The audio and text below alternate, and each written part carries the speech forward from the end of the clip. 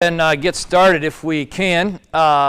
Just a couple quick announcements. First of all, welcome back on midweek for the fall. Looking forward to this. Should be a good time together. We'll be here every Wednesday night for a while. So plan on being here. Our topic, as you can see, is reason to believe, the broad topic of apologetics. We talk about what that is, and so plan on that. Sunday, have our normal Sunday morning schedule. And then we will have communion this coming Sunday, be our communion service. Hope you plan on being here for that Sunday morning. Small groups are starting up, and one thing that maybe I haven't been entirely clear about publicly, they don't all start at the same time. So the starting date for your small group, if you're signed up for one of the seasonal ones, if you're in an ongoing one, you already know about that. If you're signed up for one of the seasonal ones, they are starting at different times. And so parenting, I think, is starting this coming Sunday night. My class on forgiveness will be starting in October. And so just keep your eye. It's actually on the sheet. If you get one of the sheets off the Connect table out here underneath the TV, it'll be on there. But just be aware that they do start at different times. If you have any questions, of course, feel free to ask Pastor Stephen. You can ask me, and I'll ask Pastor Stephen for you. Or you can just skip the middleman and go straight to him. He is the genius on these things. And so plan on being a part of this. It's going to be a great time. Again, remember those small groups are for three things, right? Bible study, with a particular point, hopefully, of application, not just more knowledge, but what do we do with it? Prayer, our corporate prayer together, and fellowship together, just getting to know one another, getting to hang out together, and so plan on being a part of one of those coming up. I believe that is all the announcements that I have. Jessica Koznowski had her baby this week on Monday, I believe. David Zechariah, right? I think it's his name. And so, Sunday? Was it Sunday? Oh, yeah, it was Sunday, yes, now that you mention it. So, good for them. They are home and recovering. So, having said all that, I'm going to pray, and we're going to jump right in, all right? Let's pray together. Father, give us a good time together tonight in your word. Grow our church through this. Help us to understand more about who you are, more about your revelation to us, more about how to talk to people about it. Strengthen our faith in you. In the name of Jesus, I pray. Amen. All right. Reason to believe. One of the things you often see about Christianity is people say things like, "Well, that's just superstition," right? It's just a myth. It's a crutch for people who are weak. One day, the goal for many people is to get enough knowledge that you no longer need God. All right. Remember, I borrowed this from, I believe it's Sam Harris. I can't remember which one, or Richard Dawkins, one of the really prominent atheists. Divided history this way. Remember this? There was a time when it was impossible to not believe in God. You had to believe in God, right? Because we somebody know, and so everything you didn't know you attributed to God, right? So there was a time in human history when it was impossible to not believe. There came a time where, because of the Enlightenment and scientific progress and knowledge we gained, there came a time when it was possible to not believe in God. All right, so you no longer had to believe. There was a time where you had to believe in God. Then there came a time where you didn't have to believe in God. He believes, and many people are in agreement with him, that there is a time coming, and already now is, to some of them, where it is impossible to believe in God. All right? It makes no sense to believe in God. They would say that if you are a theist, somebody who believes in God, somebody who believes in the supernatural, you are living in a dream world, a myth, something that's not true. We want to talk about some of that stuff because there's a lot of questions about there, and a lot of people look at Christianity, and let's face it, they think a great number of unbelievers in the world, and by the world I mean those outside the church, but there are a great number of people in the world who believe you're weird. Okay? And they may have good reason for that, all right? But your belief in Christianity is not one of those good reasons. The question is there a rational reason, and I guess that to some degree is redundant. Ration means reason. Rational is reasonable. But is there a rational reason? Is there a good reason to believe in Christianity? Okay? And so as we go through this, I want to show you, I believe Christianity, there is a reason to believe. I think there are reasons to believe. Now, most of you just looking across the room tonight, most of you already believe that. You're here. I don't think we have any real first-timers to church here, right? You're already kind of in the group, so to speak. And so tonight, probably, I'm not convincing you for the first time, and this class is not going to convince you for the first time. You may, if you're here tonight, you may have some doubts. Okay, there may be some things like, hey, I believe in God, I believe in the Bible, I believe in all these things, but in the back of your mind, there's some nagging doubts that drive you nuts and maybe even wake you up in the middle of the night. But because you're part of the church and because you're part of the group we call Christians, many people are scared to say that. Because instantly, everybody in church is going to look like, what do you mean you're here and you're not fully convinced? What's wrong with you? Right? And so there's a degree of fear that if we admit I got some doubts, I have some questions, I don't have all the answers, there's a degree of fear we experience. And often one of the worst places to get questions answered is with fellow Christians who've been around church for a while. And the reason it's one of the worst places to get questions answered is because if you admit to some doubts, they're going to look at you like, you're not a true Christian. You're the dumbest person I know, right? And so what I want to do, and I've said this often about Evangel, I want Evangel to be a safe place for people to explore Christianity. I want you to be able to come here, and I don't care if you've been coming here for 20 years or 30 years. I mean, I do care, but not for this purpose, all right? I don't care how long you've been coming here. I want it to be a safe place, that if you have some questions, I want you to be able to raise those questions. I don't want you to live in doubt. Now, I may not have a great answer that will convince you. I don't know, all right? I want to be a safe place where you could bring your totally skeptical friends and say, just come and listen. You don't have to believe, just come and listen. Check it out. All right? I want to be a safe place that you could bring friends and you can say, you can ask anything you want to. Nobody's going to laugh you out of the room. Nobody's going to treat you like you're dumb. You can ask anything you want to. I want it to be a safe place to explore. Okay? So as we start off on this, I think there is a reason to believe. We could give that reasons. We could make that plural. But I think there's a reason to believe. I think it is reasonable. Let me ask you a couple questions to think about. And by the way, I don't know how well this PowerPoint design. I spent a great deal of time this afternoon working on this design, by which I mean like 5 minutes. And so I don't know how well it'll work. We'll give it a shot, all right? Let me think about it. Why aren't there more Christians? That's actually like, feel free to speak up, you know. Right? Or it might not be more Christians because we haven't defined it well enough. Okay? I have family unbelievers and say I'm Christian. Okay. Well, my brother's not Muslim, and he lived in Muslim countries for a while. Okay.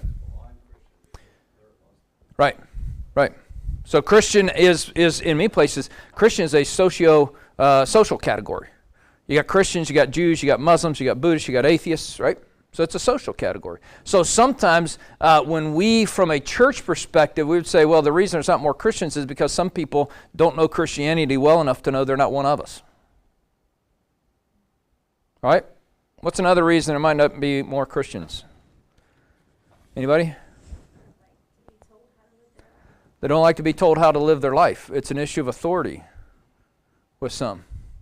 And one of the good things, at least in some circles, one of the good things about Christianity is there's people who understand it well enough to know if I don't intend to live for Jesus, I shouldn't call myself a Jesus person. If I don't intend to live for Christ, I shouldn't take the title Christian. It's an authority issue. Okay? Why don't more people believe the Bible?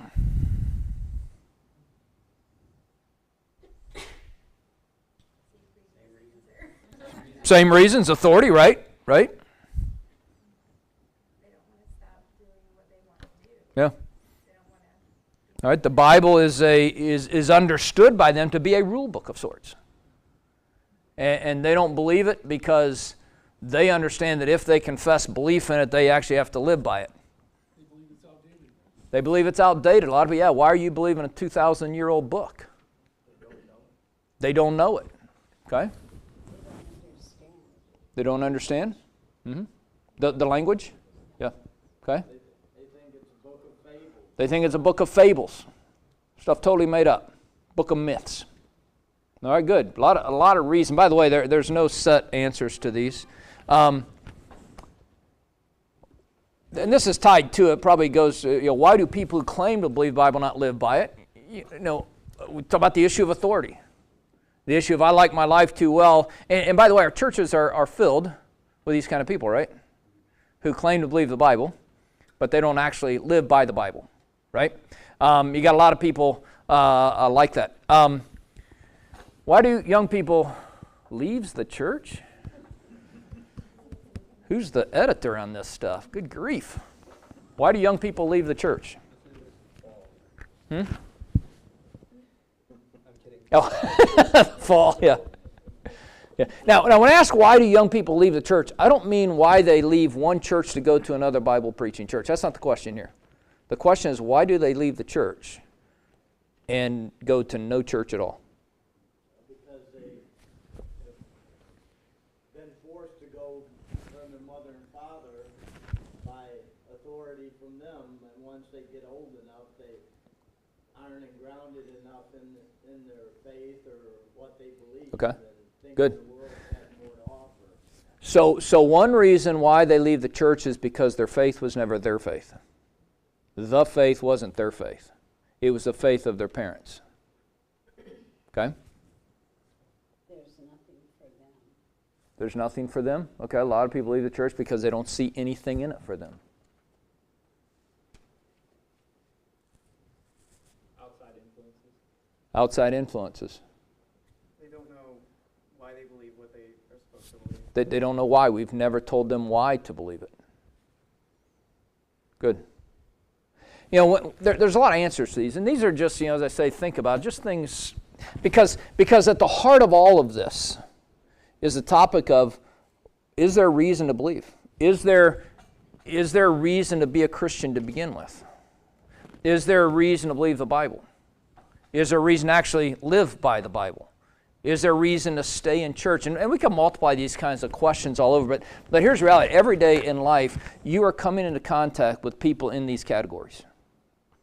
Right? And you might not know it, or you might know it and not know how to talk to them about it. Let's talk for a moment about some objections to Christianity. Some objections to Christianity. Let's start. Let me just give you 3 categories, all right? There are intellectual objections. And by this, I mean there are some people who say, well, Christianity just doesn't make sense. So this goes to the issue of there are things in the Bible I don't understand. It just intellectually doesn't make sense to me. Okay? I hope that all of us, to one degree or another, recognize there are some things in the Bible, some things about God, we don't understand. Okay? As I've said often, a God that I could understand would not be all that impressive, because my mind is not that great. And I don't want to be really offensive to you tonight, but I've said it before, a God you could understand wouldn't be all that impressive. Our minds are not equipped to understand the immensity of the God as described in Scripture. But a lot of people say, well, I don't believe in Christianity. It doesn't make any sense to me. And they might even use the word foolishness. Some of them might say, well, it doesn't really answer my question. I have all these questions Christianity can't answer. And the reason why many of them believe it is because they believe this is a 2,000, 3,500-year-old book, depending on which by, the Genesis, probably 1500 BC when it was written, the events of it thousands of years before that. But we're talking about an ancient book. It doesn't address the questions of today. And so you might run into somebody who says, you know what, I run into people all the time who and let's use the issue of transgender. Does the Bible really address issues of gender and sexuality? How can it? I mean, 2,000 years ago, 3,500 years ago, that wasn't even a thing. All right, and now look what science has told us. Look what, so they say it doesn't answer my questions. It doesn't answer my questions about social justice sometimes. The Bible has all these problems because in the Bible they had slaves. And in the Bible you had all kinds of abusive situations. And doesn't answer my question. People say, I can't believe that God exists. And they have all kinds of reasons for this. I can't see Him. I can't experience Him. There's too many problems in the world. I can't believe in a God who would send people to hell. You ever heard that one? Can't believe in a God who would send people to hell. I've got a friend right now who used to be a part of my former church who is a universalist. And by universalist, I mean he believes everybody one day is going to go to heaven. There is no hell. Okay? And he will flat out say that God would not send people to hell. Okay? There's a lot of people who have that. Now, many people who have that, who hold that view, have actually never become a Christian because of that. And we could have an interesting discussion about whether somebody who believes that can be a Christian. I'll just leave that hanging there for you to think about. Some people, I read the story of creation in the Bible, and I can't believe that because science has told so many different. So there's all kinds of what we might call intellectual objections. And you've run into these kind of people before. There are ethical or moral objections. Christians are hypocrites. And probably the number one objection to Christianity, why do I want to be like you? You guys are just a bunch of hypocrites. Or believing that God is not good. Right, believing that God is not good, yeah. When somebody comes along and says, and I've said this before, when somebody comes along and says, you guys are a bunch of hypocrites, the good thing about Christianity, I would say is, yeah, we are. The difference between us and you is we know it. We own it. I am not, to borrow from another pastor, Tim Keller, he says this, we as Christians are never as good as our right beliefs should make us. We're always hypocrites. The difference between us and yeah, we just own it. That's why we're here. I'm a hypocrite. I'm never as good as my right beliefs should make me. And that's why there's grace. Right? But the other side of what Keller says, by the way, is unbelievers are never as bad as their wrong beliefs should make them.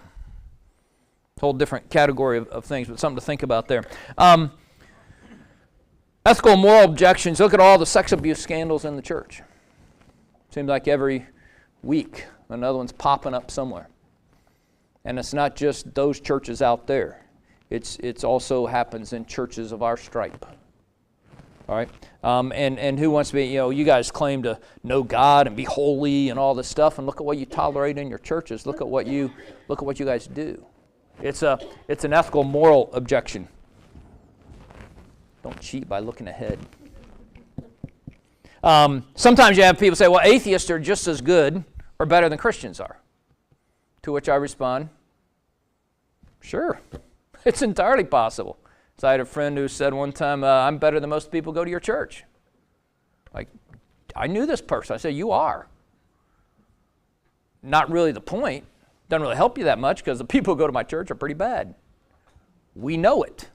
But sometimes people without Christian can be just as moral outwardly as people who are Christians. And one of the things we'll talk about is God necessary for a moral, objective moral framework? Can an atheist coherently determine anything to be evil? Okay? Look at all the crusades. Yeah. Not everyone who's not a Christian is an atheist. Right. So there are people who believe in a God and have it structured that way. Right. But they're not Christians. Yeah, not everybody who is not a Christian is an atheist. The primary question, the primary issue I'm raising there and not intending to answer at this point, the primary question there is most people who believe in God of one sort or another believe there is some sort of kind of transcendent moral framework that everybody in the universe lives under. An atheist says there is no God. Can the atheist declare anything to be evil without that transcendent moral framework? So that becomes kind of a philosophical question. And by the way, atheists do declare things to be good and evil. All right, the question is, how can you do that? What is your basis for that? Crusades, religious-sponsored terrorism. That's an ethical objection, not just to Christianity, but also to religion in general. Societal or social objections. How many of you ever heard somebody say, you guys in the church, you just don't care about people. You're just all about the money. You're all about the outward appearance. You talk big about abortion. You guys are just pro-birth. You're not pro-life. Again, Evangel has a long history of actually being pro-life. We want to care for not just pregnant young women. Our pregnancy center is also dedicated to helping them raise their children and helping provide biblical training on this is how you raise children, to provide clothes and diapers and food. All right? But many times the objection to Christians and the pro-life position is you're not really pro-life, you're just pro-birth. You don't care about what happens after they're born. That's one of the societal or social objections people have to Christianity. What do we do in response to these kind of objections? What are some different things we could do? Anybody? Point out that they're a smoke screen. All right, we could point out they're a smoke screen. All right, what? We could reason with them.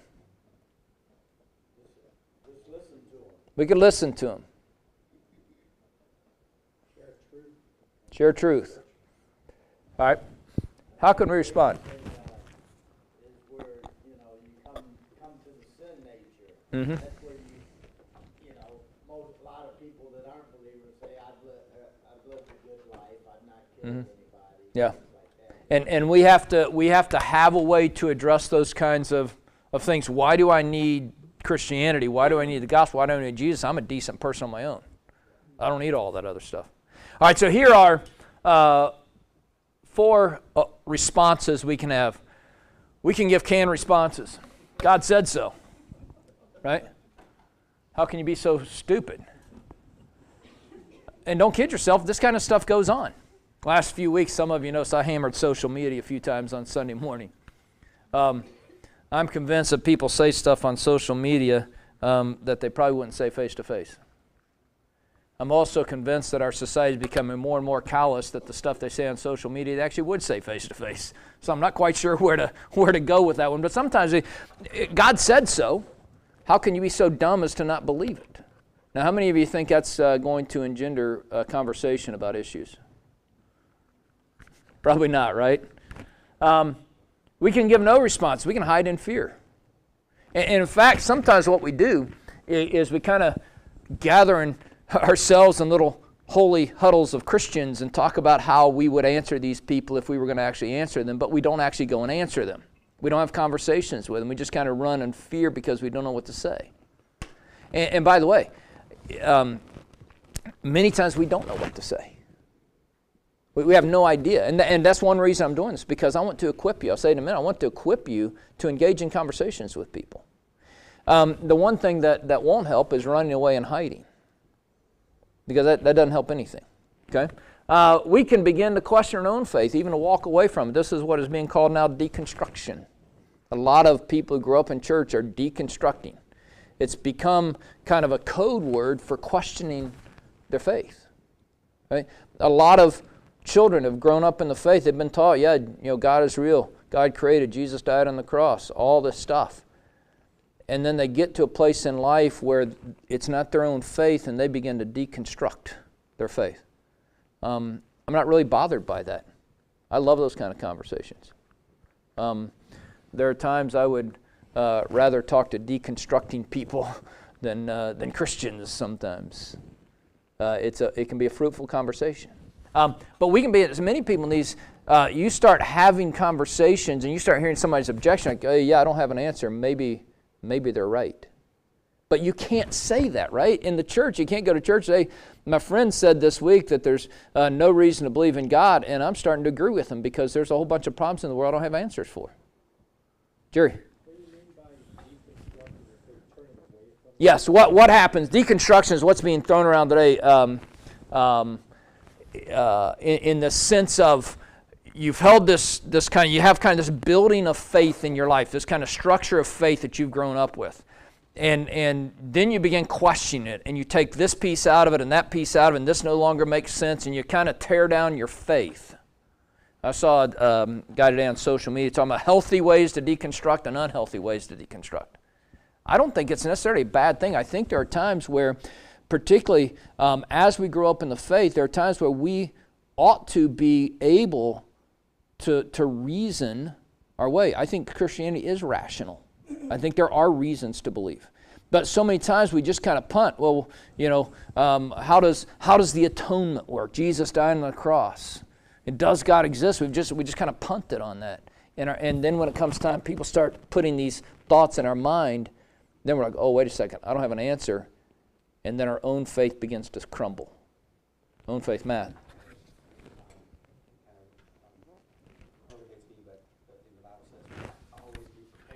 Yeah. Mm-hmm. Within you.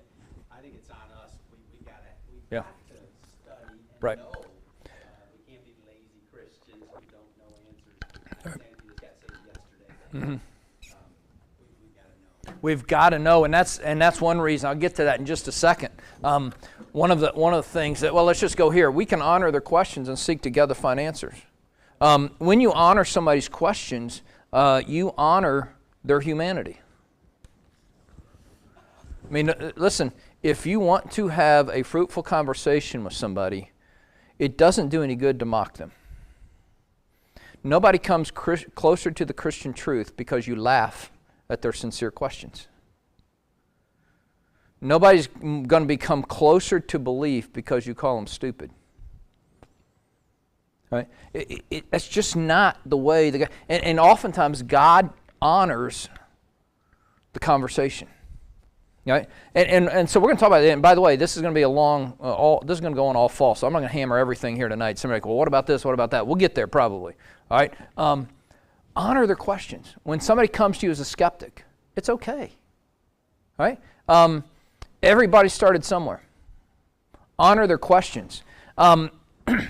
We honor their humanity, and God might use those conversations to spark some curiosity in them, to kind of fan a flame that God has put in there. Now, the minute we begin to answer these questions is the minute we get into what is called the discipline of apologetics, and that's what we're talking about here. Apologetics, we're attempting to give people a reason to believe. Look at 1 Peter 3:15. Sanctify Christ as Lord in your hearts. Set Christ at the top. Set Him apart. He is the Lord. Everything in our life has to be done under the Lordship of Christ. Always being ready to make a defense to everyone who asks you to give an account for the hope that is within you, yet with gentleness and reverence. There's a lot packed in here. We're going to unpack it over several weeks, as we start applying some of these things. Notice a couple things. First of all, it all starts with Christ as the Lord in your hearts. Everything in apologetics, every reason to believe starts with the Lordship of Christ.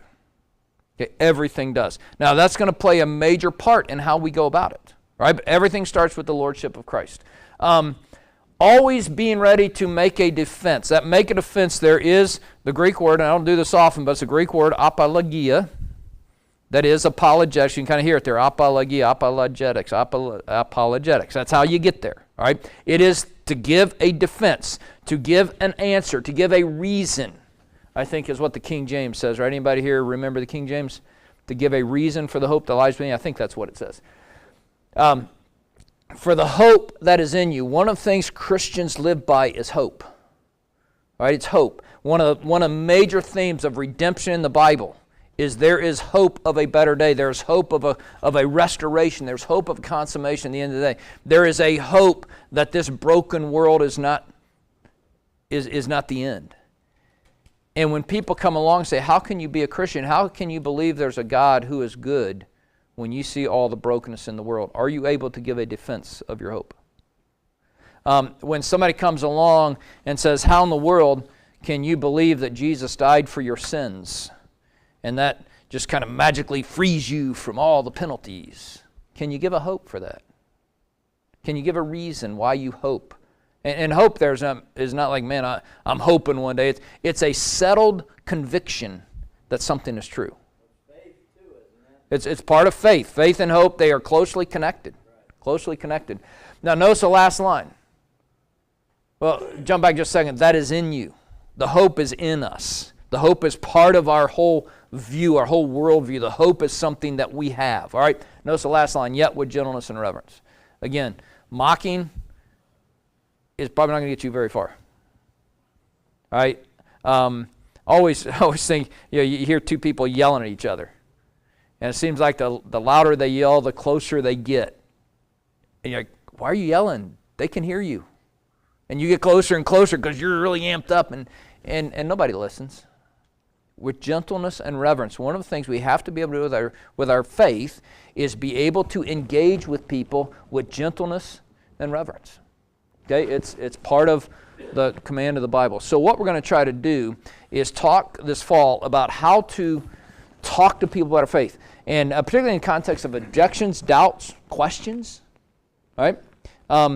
I want to give you 2 goals for this class. Okay, 2 goals. All right?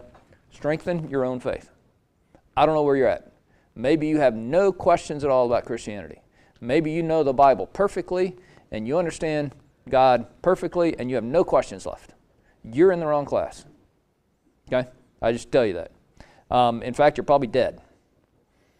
The rest of us all have, at some place, there's some kind of something we don't quite have an answer to.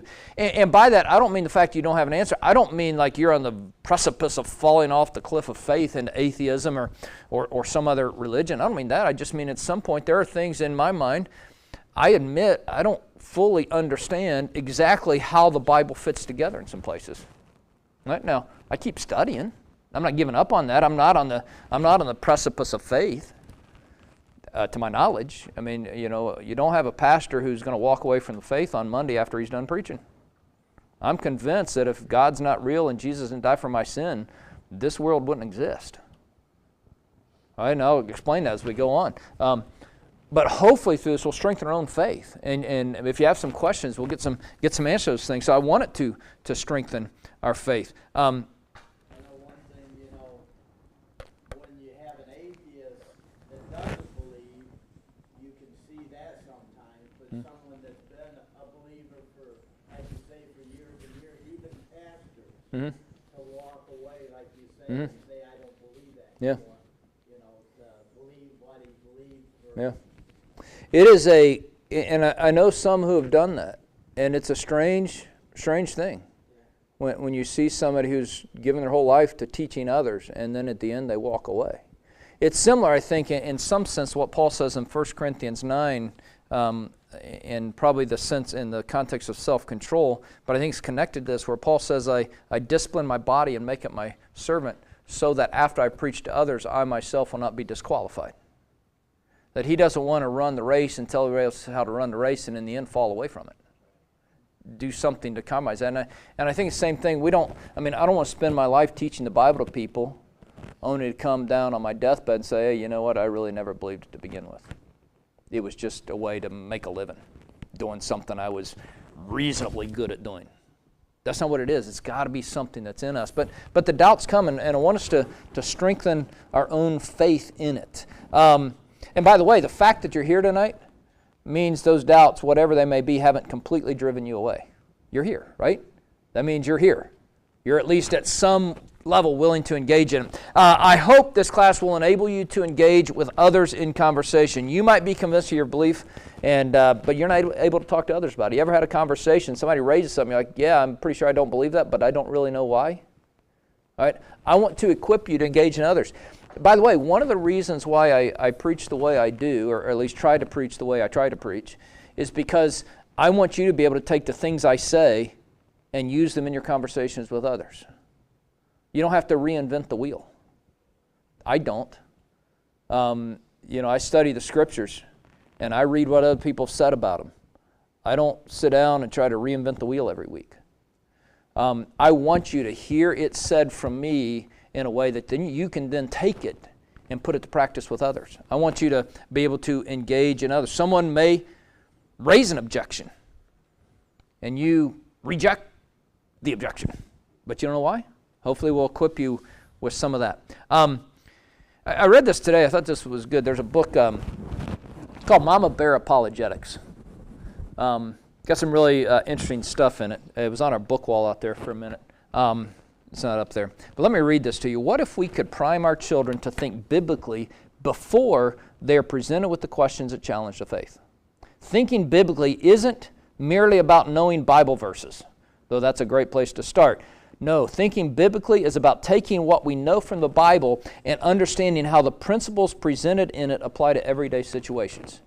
Many times I think the reason why young people leave the church is because they know all kinds of Bible verses, but they can't bridge it to the modern problems, to the questions. And when somebody comes along with a problem, they don't know how to apply the Bible to it because we never taught them to. And so what if we start very young? We've got Awana going on right now. We've got a great, faithful group of Awana workers out teaching our kids the Bible. And we've got a great group of Sunday school and children's church workers who are teaching our children the Bible. But the goal is not just to get verses in their head. The goal is to teach them to apply it so that when these questions of faith come up, like, yeah, I got an answer to that. I know what I believe, and I know why I believe it. We want to equip people for that, right? 2 foundations. Number 1, it is impossible to argue someone into the Christian faith. It's impossible to argue someone into the Christian faith. It's just not the way it works.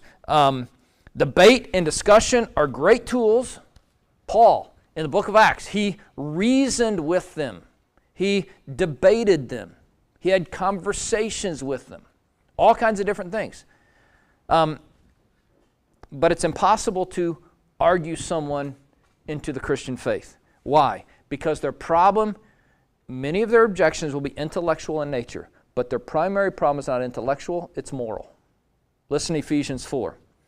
Talking about the Gentiles, those outside the church, they walk in the futility of their mind. They are darkened in their understanding. They're excluded from the life of God because of ignorance. They have hard hearts. They are calloused, and as a result have given themselves over to sensuality for the practice of every kind of impurity with greediness. All right, their problem is not primarily intellectual. It's moral. Romans 1. The wrath of God is revealed from heaven against all ungodliness, unrighteousness of men who suppress the truth and unrighteousness, because that which is known about God is evident within them. For God made it evident to them. Somebody says, well, I see no reason to believe in God. They're lying. Right? Now, again, that's probably not the greatest tact to take with them. That's not the road, hey, you're just lying about that. That's not going to work. But here's the point. God made it evident, for since the creation of the world, His invisible attributes, His divine, eternal power and divine nature have been clearly seen. Think about that. Pointed out before, His invisible attributes are clearly seen. How do you see invisible attributes? Through what has been made. So they are without excuse. For even though they knew God, they did not honor Him as God or give thanks. They became futile in their speculations. Their foolish heart was darkened. Professing to be wise, they became fools, and exchanged the glory of the incorruptible God for an image in the form of corruptible man, and birds, and four-footed animals, and crawling creatures. Their problem is not that they don't know. Their problem is moral darkness. Okay? One more, 1 Corinthians 2:14, a natural man, the man that does not have the Spirit, a natural man, an unsaved man, does not accept the things of the Spirit of God. They are foolishness to him. He cannot, that's a word of ability, he cannot understand them. Okay? Now, the reason I say is it's impossible to argue someone in the Christian faith. Here's what a lot of people want to do in apologetics. And here's what a lot of you and me, here's what we want to do. We want to win arguments. Let me prove to you, by argumentation, all this stuff about the Bible. And you can do it. And at the end of the day, they still won't believe, because their problem is not primarily intellectual, it's moral. Now, should we have debates? Absolutely. That's what I want us to do. I want us to equip us to engage in conversation. Because you know how God opens the minds of people? Through the conversations that people have with God's people.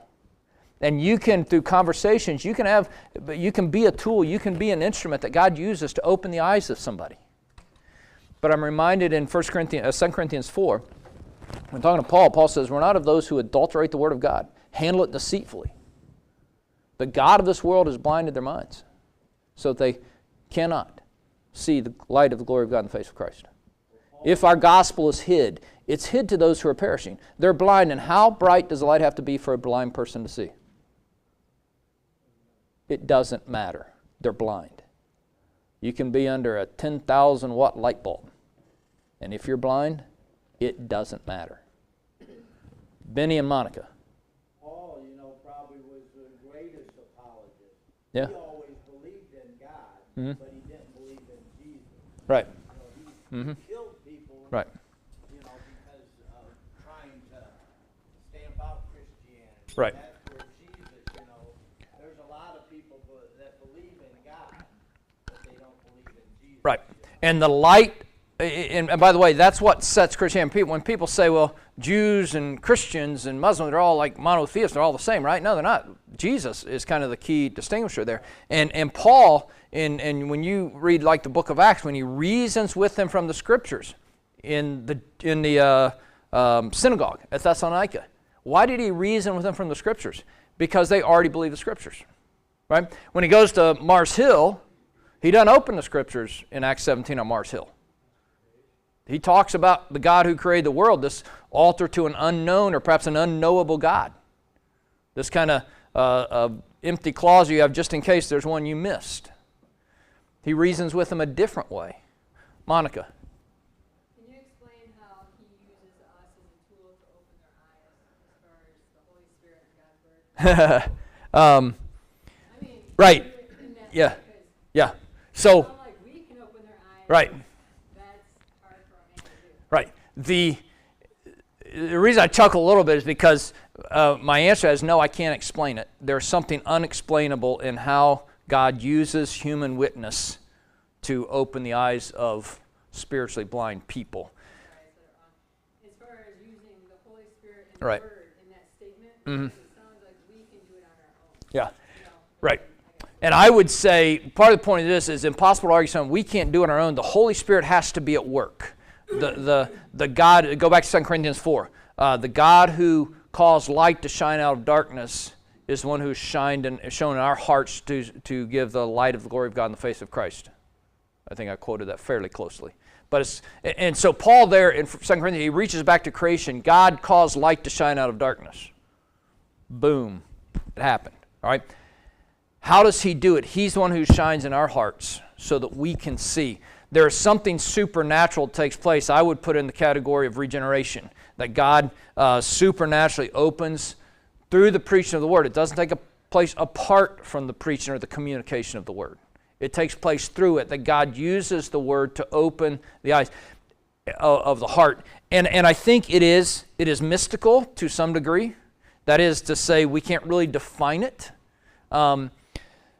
There's a lot of people, here's a statement from a very popular pastor who I won't name, Rick Warren, who says, you can win anybody to the Lord if you find the key to their heart. Okay? I disagree with that. All right? I mean, and there's all kinds of things out there, methodology, that if you use the right words and the right things and the right techniques and the right this and that and the other thing, we can, and you can't compel, only the Holy Spirit can do that work. Now, what we have to do is be faithful in speaking the gospel.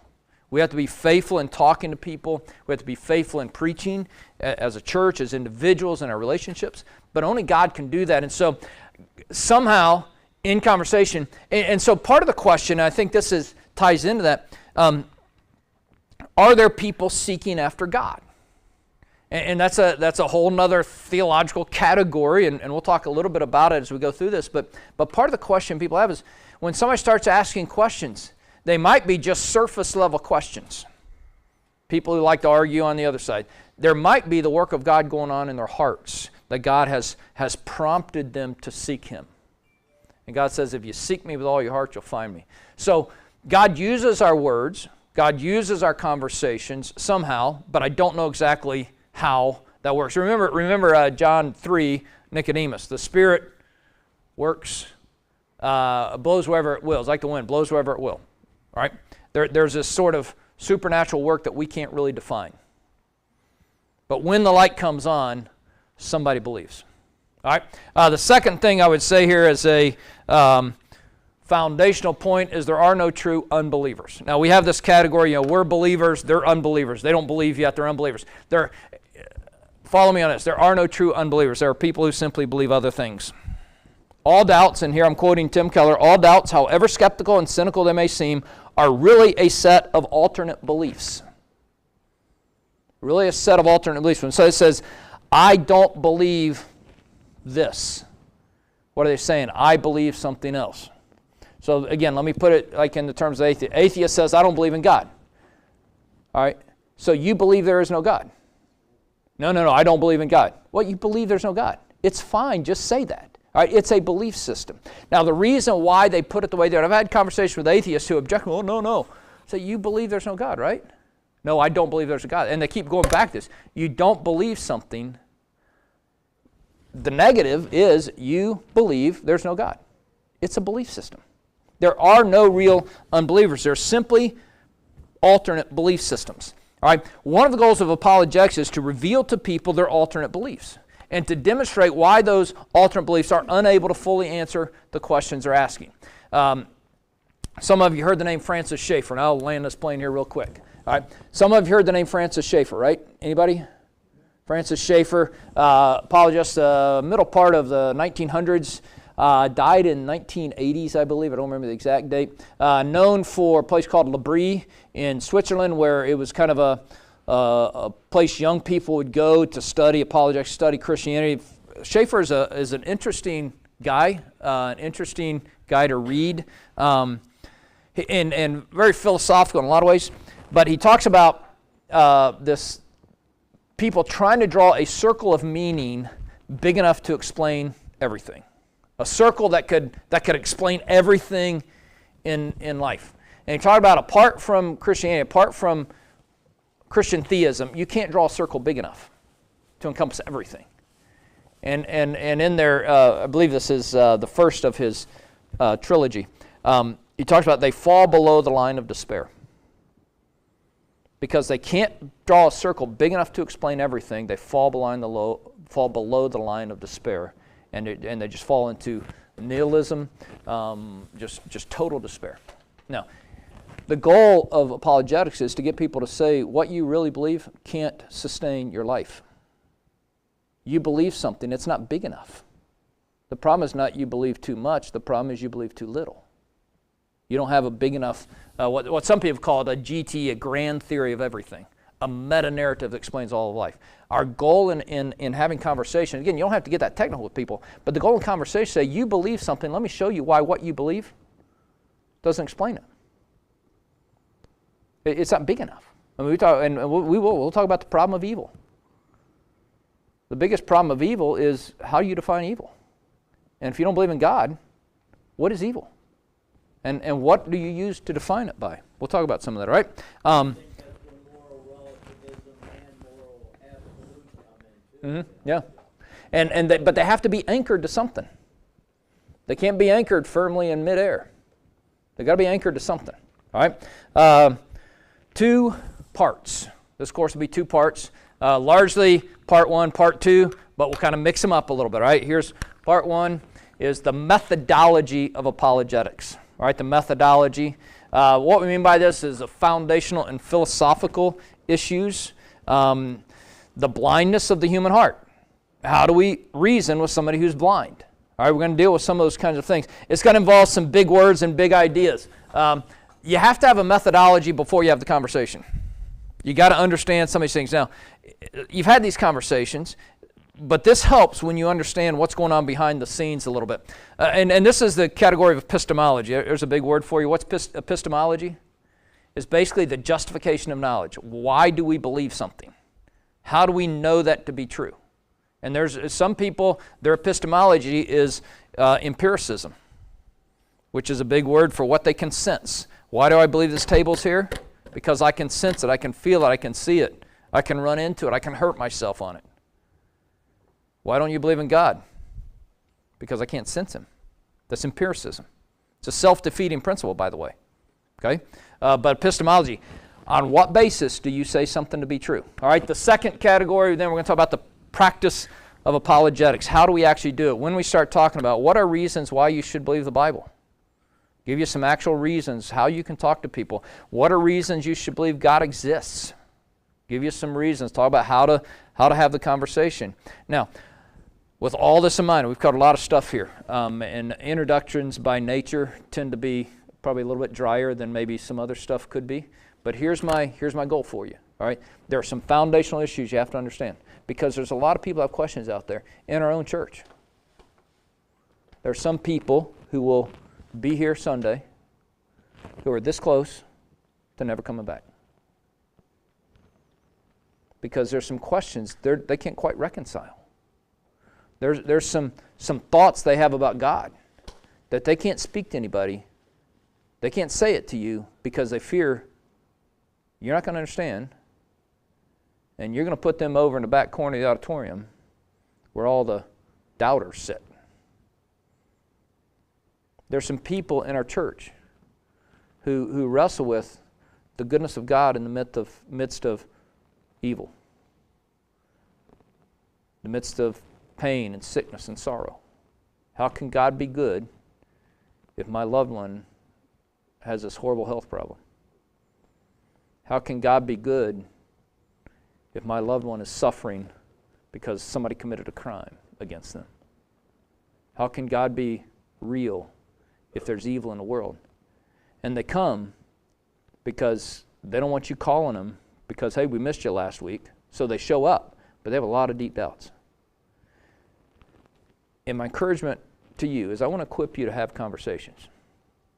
I want to strengthen your own faith, and I want to equip you so that with gentleness and reverence, with a heart filled with love, you can put your arm around somebody, maybe a metaphorical arm, maybe a real one, I don't know. But you can put your arm around somebody and say, you're not the only one who's ever thought that. Let's walk through it together. And understand that the process of apologetics and having these conversations is not probably going to be a 5-minute conversation where you say, oh, okay, I'm good now. It might be weeks or months or years. But the process of giving a defense of the faith is with gentleness and reverence, engaging with people who need the kind of hope we have. And so as we talk about these things, there's a lot of people leaving the church. A lot of people never coming to church. And again, I believe God is sovereign. Okay? I don't go home on Sunday afternoon and wonder about all the ways I could have changed my message that more people would have gotten saved.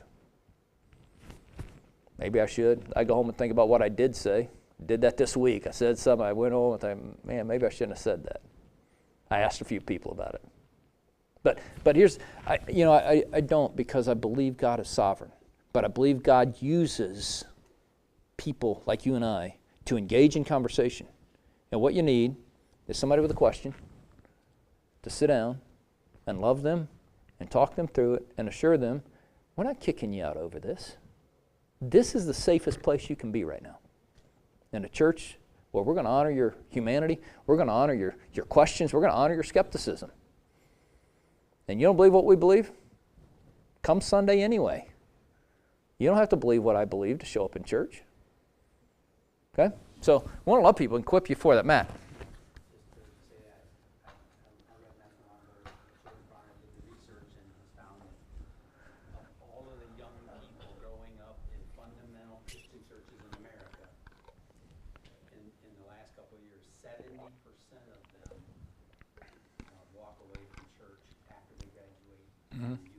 Yeah. People that are active in youth, 70% are walking away. Yeah. And one of the reasons is because they're not grounded in their faith. They don't know. Yeah. And so it's being taken away from them as soon as they step out of these walls. Yeah. There's a lot of, and we see it, a lot of people that go to church because mom and dad make them go to church.